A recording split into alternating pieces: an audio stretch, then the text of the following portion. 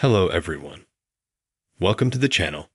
In this video, I will show you how to hide an application or a game on iPhone. Please subscribe to the channel. Write comments. Watch this video to the end. Let's get started.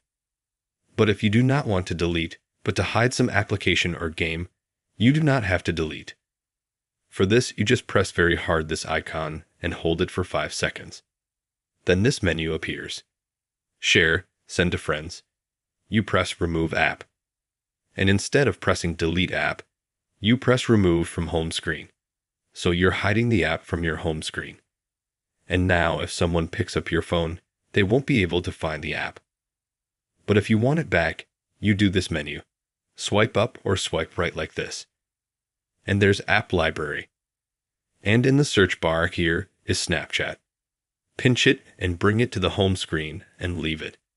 And after that you still have it, you can go to it.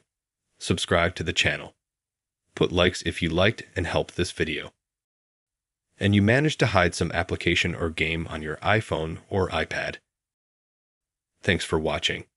See you later. Goodbye.